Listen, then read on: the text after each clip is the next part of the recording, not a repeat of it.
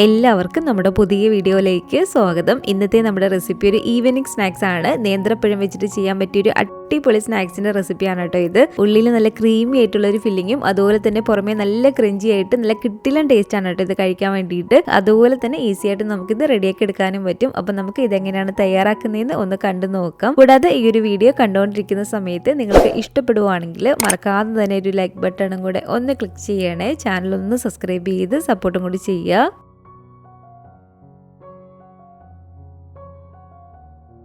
അപ്പോൾ നല്ല ക്രീമി ഫില്ലിങ്ങോട് കൂടിയിട്ടുള്ള ഒരു സൂപ്പർ സ്നാക്സ് റെഡിയാക്കാൻ വേണ്ടിയിട്ട് ആദ്യം തന്നെ നമുക്ക് ഇതിലേക്ക് വേണ്ടത് ഇതുപോലെ നേന്ത്രപ്പഴമാണ് കേട്ടോ.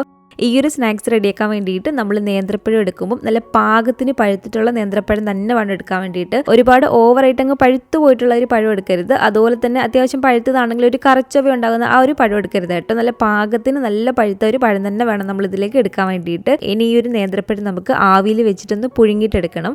അതിൻ്റെ എല്ലാ ഭാഗവും നന്നായിട്ട് വേകുന്ന രീതിയിൽ തന്നെ വേണം കേട്ടോ നമ്മളിത് ആവിയിൽ വെച്ചിട്ട് പുഴുങ്ങിയെടുക്കാൻ വേണ്ടിയിട്ട്. എങ്കിലും നമുക്കിത് നന്നായിട്ടൊന്ന് ഉടച്ചെടുക്കാൻ പറ്റത്തുള്ളൂ.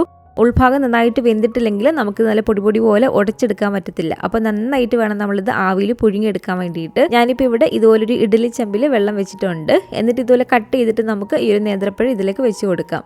എന്നിട്ട് അടച്ചു വെച്ച് കൊടുത്തിട്ട് നന്നായിട്ട് ഇതൊന്ന് പുഴുങ്ങിയെടുക്കുക. അപ്പോൾ ഇത് കണ്ടില്ല, ഇതുപോലെ നേന്ത്രപ്പഴം ഇവിടെ നന്നായിട്ട് നമുക്ക് വെന്ത് കിട്ടിയിട്ടുണ്ട് കേട്ടോ. അതിൻ്റെ എല്ലാ ഭാഗം ഒരേപോലെ നന്നായിട്ട് വേകുന്ന രീതിയിൽ ഞാനൊന്ന് വേവിച്ചെടുത്തിട്ടുണ്ട്.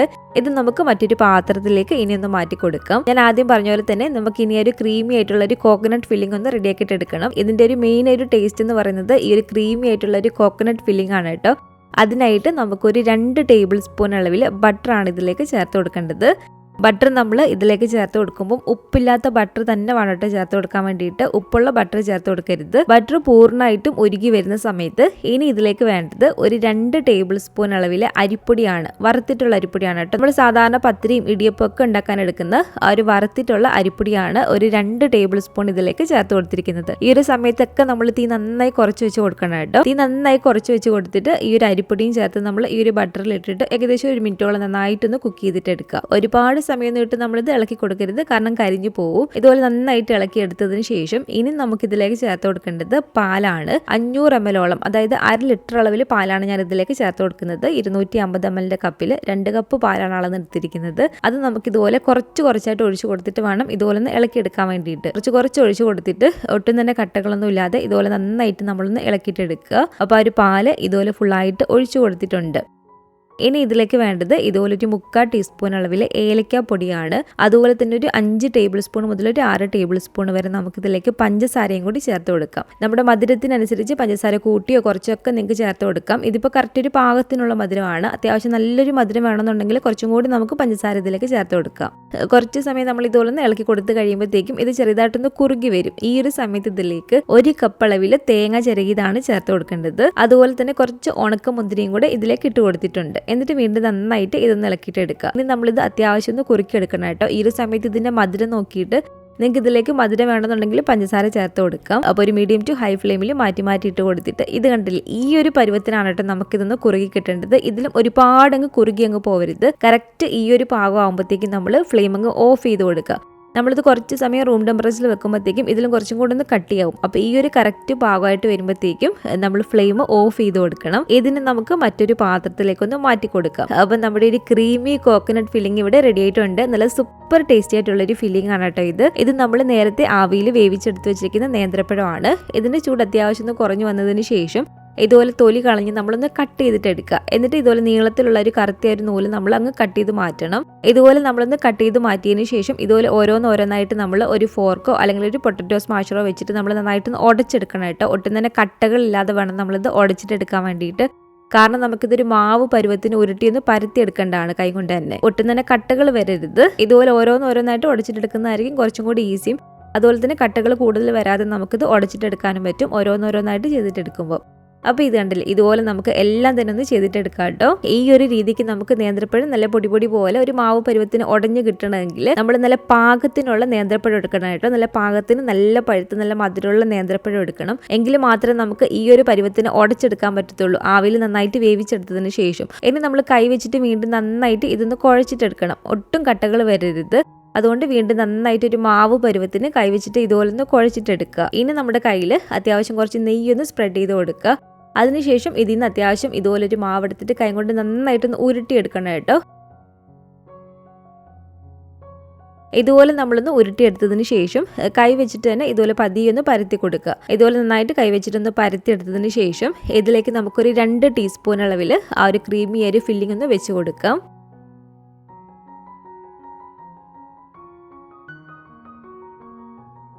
ഇതിന്ന് വീണ്ടും കുറച്ചൊരു പഴത്തിൻ്റെ മിക്സ് എടുത്തതിന് ശേഷം കൈ കൊണ്ട് നന്നായിട്ടൊന്ന് പരത്തിയിട്ടെടുക്കുക. ഇതുപോലെ നമ്മൾ രണ്ടാമത് പരത്തിയെടുത്തത് ഇതിൻ്റെ മുകളിലേക്ക് വെച്ച് കൊടുത്തിട്ട് ഒട്ടും തന്നെ ഗ്യാപ്പുകളൊന്നും വരാതെ ഇതുപോലെ പതിയെ പ്രസ് ചെയ്ത് നമ്മളൊന്ന് റെഡിയാക്കി എടുത്താൽ മതി.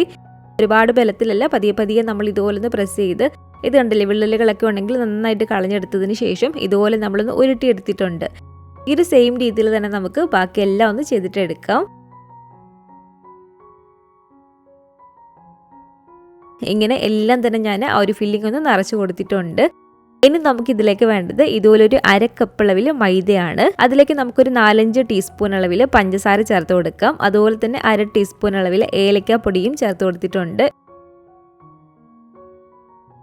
ഇതിലേക്ക് നമുക്ക് കുറച്ച് വെള്ളം ഒഴിച്ച് കൊടുത്തിട്ട് ഈ ഒരു ബാറ്റർ ഒന്ന് റെഡിയാക്കിയിട്ട് എടുക്കണം. ഒരുപാട് ലൂസായി പോവുകയും ചെയ്യരുത്, എന്നാൽ ഒരുപാട് കട്ടിയാകാനും പാടില്ല. ആ ഒരു പാകത്തിന് നമ്മൾ ഈ ഒരു ബാറ്റർ ഒന്ന് റെഡിയാക്കിയിട്ട് എടുക്കുക. ഇതിലേക്ക് ഞാൻ ഒരു നുള്ളു ഉപ്പും കൂടി ഇട്ട് കൊടുത്തിട്ടുണ്ട് കേട്ടോ. അപ്പോൾ ഇതുണ്ടല്ലേ കുറച്ച് വെള്ളം ഒഴിച്ച് കൊടുത്തിട്ട് ഒരുപാട് കട്ടിക്കുമല്ല, എന്നാൽ ഒരുപാട് ലൂസായിട്ടും പോയിട്ടില്ല. ഈ ഒരു പരുവത്തിന് നമ്മൾ ഈ ഒരു ബാറ്റർ ഒന്ന് റെഡിയാക്കി എടുത്തിട്ടുണ്ട്. ഇനി നമുക്ക് ഇതിലേക്ക് വേണ്ടത് ഇതുപോലെ കോൺഫ്ലക്സ് ആണ് കേട്ടോ. ഈ ഒരു കോൺഫ്ലക്സിന് പകരം പുറമേ ഉള്ള ഒരു കോട്ടിങ്ങിന് വേണ്ടിയിട്ട് നിങ്ങൾക്ക് ബ്രെഡ് ക്രംസ് വേണമെങ്കിൽ എടുക്കാം. അപ്പോൾ കോൺഫ്ലക്സ് ഉണ്ടെങ്കിൽ അത് എടുക്കുക, അല്ലെങ്കിൽ ബ്രെഡ് ക്രംസ് എടുത്താലും മതി. ഈ ഒരു കോൺഫ്ലക്സ് നമുക്ക് കൈ കൊണ്ട് തന്നെ പതിയൊന്ന് പൊടിച്ചിട്ട് എടുക്കാം. അത്യാവശ്യം ഇതുപോലെ നമ്മളൊന്ന് പൊടിച്ചിട്ടെടുക്കുക കൈ കൊണ്ട് തന്നെ. ഇത് കണ്ടില്ലേ, ഇതുപോലെ ഈ ഒരു പരുവത്തിന് കോൺഫ്ലക്സ് ഞാനൊന്ന് പൊടിച്ചെടുത്തിട്ടുണ്ട്. ഇനി നമ്മൾ ഇതുപോലെ ഉരുട്ടി വെച്ചിരിക്കുന്ന ഓരോന്നും ആദ്യം ഈ ഒരു മൈദയുടെ ഒരു മാവിൽ നന്നായിട്ടൊന്ന് മുക്കിയിട്ടെടുക്കുക. അതിനുശേഷം ഈ ഒരു കോൺഫ്ലക്സിലേക്ക് ഇട്ട് കൊടുത്തിട്ട് നന്നായിട്ടൊന്ന് കോട്ട് ചെയ്തിട്ട് എടുക്കുക കേട്ടോ. അതിൻ്റെ എല്ലാ ഭാഗത്തും നന്നായിട്ട് ആകുന്ന രീതിയിലൊന്ന് കോട്ട് ചെയ്തെടുക്കണം. ഇതുപോലെ നമ്മളൊന്ന് കോൺഫ്ലക്സ് കൊണ്ട് കോട്ട് ചെയ്തെടുത്തതിന് ശേഷം കൈ കൊണ്ട് ഇതുപോലെ പ്രസ് ചെയ്തൊന്ന് ടൈറ്റ് ആക്കി കൊടുക്കുക കേട്ടോ. അതിലങ്ങ് ഉറച്ച് തന്നെ ഇരിക്കാൻ വേണ്ടിയിട്ട്. അപ്പോൾ ഇത് കണ്ടില്ലേ, ഇതുപോലെ ഈ ഒരു രീതിക്കാണ് നമുക്ക് റെഡിയാക്കിയിട്ട് എടുക്കേണ്ടത്. എങ്ങനെ ഓരോന്നും ആ ഒരു മൈദയുടെ ഒരു ബാറ്ററിൽ മുക്കിയിട്ട് കോൺഫ്ലക്സിലേക്ക് ഇതുപോലെ ഇട്ട് കൊടുത്തിട്ട് നന്നായിട്ട് അതിൻ്റെ എല്ലാ ഭാഗത്തും കോൺഫ്ലക്സ് ആകുന്ന രീതിയിൽ നമ്മളൊന്ന് കോട്ട് ചെയ്തിട്ട് എടുക്കുക. അങ്ങനെ എല്ലാം തന്നെ ഞാനിവിടെ റെഡിയാക്കി എടുത്തിട്ടുണ്ട്. ഇനി നമുക്കിതൊന്ന് ഫ്രൈ ചെയ്തെടുത്താൽ മാത്രം മതി. ഇതിന് നമുക്ക് നല്ല ചൂടായിട്ട് കിടക്കുന്ന എണ്ണയിലേക്ക് തന്നെ വന്നിട്ട് ഇട്ട് കൊടുക്കാൻ വേണ്ടിയിട്ട്. എണ്ണയ്ക്ക് അത്യാവശ്യം നല്ല ചൂടുണ്ടായിരിക്കണം നമ്മളിത് ഇട്ട് കൊടുക്കുന്ന സമയത്ത്. കാരണം ഉള്ളിലെ ഒരു ഫില്ലിങ്ങും ആ ഒരു നേന്ത്രപ്പഴമൊന്നും വേവേണ്ട ആവശ്യമില്ല. അതൊക്കെ നമ്മൾ നന്നായിട്ട് കുക്ക് ചെയ്തെടുത്തതാണ്. പുറമേ ഉള്ള ഒരു കോട്ടിങ് നന്നായിട്ട് നമുക്കൊന്ന് മൊരിഞ്ഞ് കിട്ടിയാൽ മാത്രം മതി. അപ്പം നല്ല ചൂടായിട്ട് കിടക്കുന്ന എണ്ണയിലേക്ക് ഇതുപോലെ ഇട്ട് കൊടുക്കുക. ഒരു സൈഡ് നന്നായിട്ടൊന്ന് മൊരിഞ്ഞ് വരുമ്പോഴത്തേക്കും ഇതുപോലെ മറിച്ചിട്ട് കൊടുത്തിട്ട് ആ ഒരു സൈഡ് നമ്മൾ നന്നായിട്ടൊന്ന് മൊരിച്ചിട്ട് എടുക്കുക. 2 സൈഡും ഇതുപോലെ ഈ ഒരു രീതിക്ക് മൊരിഞ്ഞ് ഈ ഒരു കളറായിട്ട് വരുമ്പോഴത്തേക്കും നമുക്കിത് എണ്ണയ്ക്കകത്ത് നമുക്ക് കോരി മാറ്റാവുന്നതാണ്. ഇതുപോലെ തന്നെ നമുക്ക് എല്ലാം തന്നെ ഒന്ന് ഫ്രൈ ചെയ്തിട്ട് എടുക്കാം കേട്ടോ. അപ്പോൾ ഇത് കണ്ടില്ലേ, ഇതുപോലെ എല്ലാം തന്നെ ഞാനിവിടെ ഫ്രൈ ചെയ്തെടുത്തിട്ടുണ്ട്. അപ്പോൾ ഇത് കണ്ടില്ല, നല്ല സൂപ്പർ ടേസ്റ്റി ആയിട്ടുള്ള നേന്ത്രപ്പഴം വെച്ചിട്ടുള്ള ഉള്ളിൽ നല്ല ക്രീമി ആയിട്ടുള്ള ഒരു കോക്കനട്ട് ഫില്ലിങ്ങും അതുപോലെ തന്നെ പുറമേ നല്ലൊരു കോൺഫ്ലക്സിൻ്റെ ഒരു കോട്ടിങ് കൊടുത്തുകൊണ്ട് തന്നെ നല്ല ക്രിഞ്ചി ആയിട്ടാണ് കേട്ടോ കഴിക്കാൻ വേണ്ടിയിട്ട്. ഞാൻ ഇതിന് നിങ്ങളൊന്ന് കട്ട് ചെയ്തും കൊണ്ടൊന്ന് കാണിച്ചു തരാം കേട്ടോ. ഇത് കണ്ടില്ല, നല്ല അടിപൊളിയായിട്ട് തന്നെ നമുക്കിവിടെ കിട്ടിയിട്ടുണ്ട് കേട്ടോ. ഉള്ളിലെ ഒരു ക്രീമി ആയിട്ടുള്ള ഒരു ഫില്ലിങ്ങും പുറമേ ഒരു കറക്റ്റ് ഒരു കോട്ടിങ് ഒക്കെ വന്ന് നല്ല അടിപൊളിയായിട്ട് തന്നെ നമുക്കിവിടെ കിട്ടിയിട്ടുണ്ട്. അപ്പം നല്ല ക്രീമി ക്രഞ്ചി ആയിട്ടുള്ള ഈ ഒരു ഉന്നക്കായ നിങ്ങൾക്ക് ഇഷ്ടപ്പെട്ടെങ്കിൽ തീർച്ചയായിട്ടും ഒന്ന് ഉണ്ടാക്കി നോക്കുക കേട്ടോ. ഉണ്ടാക്കി നോക്കിയാൽ നിങ്ങൾക്ക് ഇത് ഇഷ്ടപ്പെടുന്നുള്ള കാര്യം ഉറപ്പാണ്. കാരണം അത്രയും ടേസ്റ്റി ആയിട്ടുള്ളൊരു ഫില്ലിങ്ങും ഒരു പുറമേ ഉള്ളൊരു കോട്ടിംഗ് ഒക്കെ ആണെങ്കിലും സൂപ്പറാണ് കേട്ടോ കഴിക്കാൻ വേണ്ടിയിട്ട്.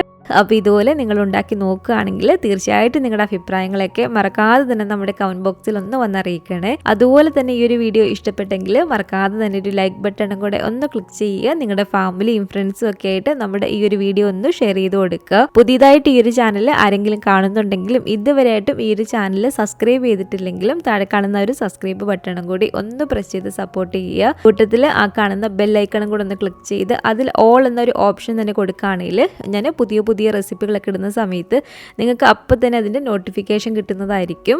ഇൻഷാ അല്ലാഹ് വീണ്ടും നമുക്കിതുപോലെ നല്ലൊരു റെസിപ്പിയായിട്ട് കാണാം.